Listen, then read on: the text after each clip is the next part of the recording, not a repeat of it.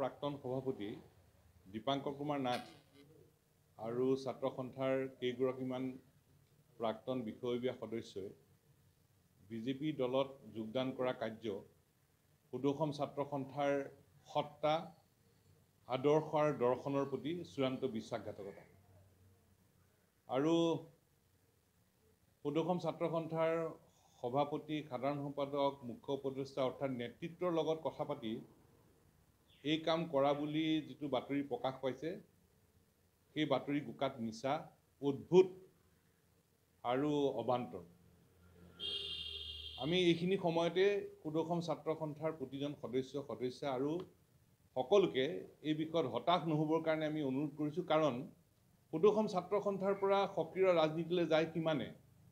সুদৰ্শন ছাত্ৰ সন্থাৰ প্ৰাক্তন 1% লোক সক্ৰিয় ৰাজনীতিত অংশগ্ৰহণ কৰে। বাকী 99% প্ৰাক্তন ছাত্ৰ সন্থাৰ সদস্য বা বিষয়ববীয়াসকল ক'ত আছে? এই 99% প্ৰাক্তন সদস্য বা বিষয়ববীয়াসকল বিদ্যালয়ৰ শিক্ষক, মহাবিদ্যালয়ৰ শিক্ষক, বিশ্ববিদ্যালয়ৰ শিক্ষক, বিদ্যালয়ৰ প্ৰধান শিক্ষক, মহাবিদ্যালয়ৰ অধ্যক্ষ, বিশ্ববিদ্যালয়ৰ উপাচাৰ্য, বাতৰি কাকতৰ সম্পাদক, সংবাদ মাধ্যমৰ গুৰি ধৰোঁতা, সাংবাদিক, ভাল খেতিয়ক, ভাল ব্যৱসায়ী, বিজ্ঞানী, খেলুৱৈ, অসম আৰু ভাৰতলৈ সন্মান কঢ়িয়াই অনা ক্ৰীড়াবিদ, ক্ৰীড়া সংগঠক, দক্ষ প্ৰশাসনিক বিষয়া, অৰ্থাৎ সকলো সমাজৰ সকলো স্তৰতে প্ৰাক্তন এই 99% সদস্যই সফলতাৰে, দক্ষতাৰে নেতৃত্ব দি আহিছে।